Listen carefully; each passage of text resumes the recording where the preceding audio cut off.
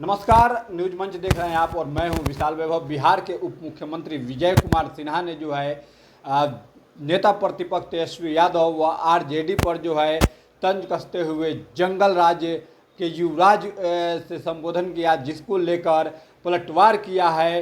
राजद के प्रवक्ता एजाज अहमद ने क्या कुछ कहा है उप मुख्यमंत्री विजय कुमार सिन्हा और राजद प्रवक्ता एजाज अहमद, आपको छोड़ जाते हैं दोनों के प्रतिक्रियाओं के साथ। बने रहिए न्यूज मंच के साथ। न्यूज मंच के लिए शिवम कुमार के साथ विशाल वैभव, पटना।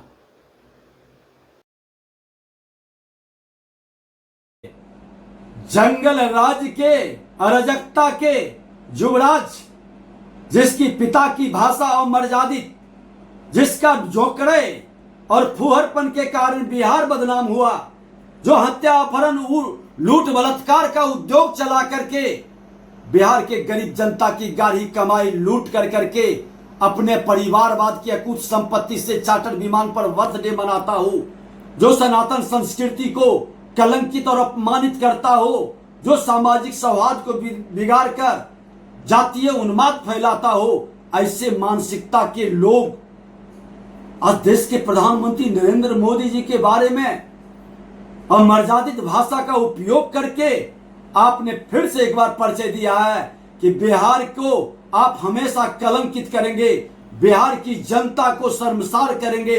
आप इस पद के योग्य नहीं हैं। आप घोटालेबाजों के पुत्र हैं। चारा चोर से लेके जमीन चुराने वाले, अलकतरा पीने वाले, ये तमाम गुणों से विभूषित हैं। और आपकी मानसिकता साफ झलक रही है कि बिहार के अंदर जितने भी अराजकता, कुकर्म, पाप, उसके सरगना के समूह में आप किस तरह से पोषित होते हैं और पोषित करते हैं, इस मानसिकता से बिहार की जनता अब आपसे मुक्ति पाएगा।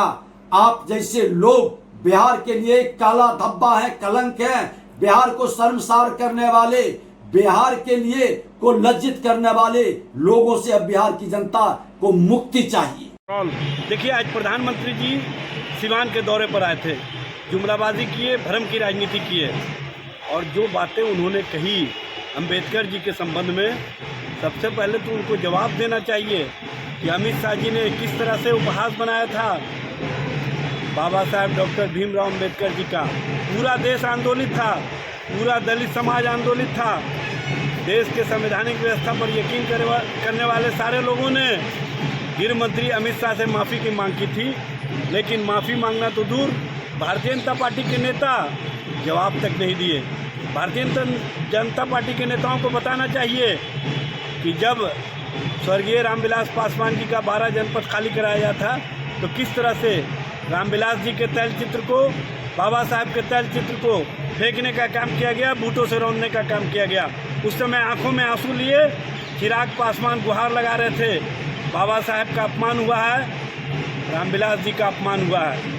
तब लालू प्रसाद जी ने और तेजस्वी जी ने कहा कि किसी भी स्थिति और परिस्थिति में हम भारत के संविधान निर्माता बाबा साहब के अपमान को बर्दाश्त नहीं कर सकते हैं। रामविलास जी के तैल चित्र को जिस तरह से फेंकवाने का काम किया दिल्ली पुलिस ने, हम इसको बर्दाश्त नहीं कर सकते हैं। चिराग पासवान अकेले नहीं हैं, हम लोग उनके साथ खड़े हैं। लेकिन हुआ क्या, चिराग पासवान उसी भारतीय जनता पार्टी के साथ अपमान सह करके भी जाने का काम किए। जब जीतन राम मांझी जी बिहार के मुख्यमंत्री थे तो मधुबनी में पूजा करने गए थे, बाद में मंदिर धुलवाने का काम किया गया।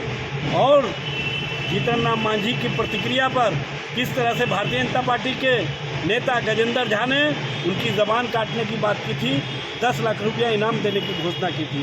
प्रधानमंत्री जी लालू प्रसाद जी दलितों, शोषितों, वंचितों के मान सम्मान के प्रतीक हैं। उनको हक और अधिकार देने के प्रति सत्ता में रहते हुए उन्होंने जो बिहार में काम किए हैं वो दलित समाज कभी नहीं भूल सकता है। उन्होंने अपार्टमेंट बनवाने का काम किया पटना में, उन्होंने मैला ढोने की प्रथा को सबसे पहले बिहार से समाप्त करने का काम किया, शौचालय की व्यवस्था की। लालू प्रसाद जी ने शोषितों, वंचितों के घरों के बीच जा कर के उनके बच्चों को नहलाने का काम किया, उनका सर झाड़ने का काम किया और कहा कि पढ़ो या मरो। आज जो दलित, शोषित, वंचित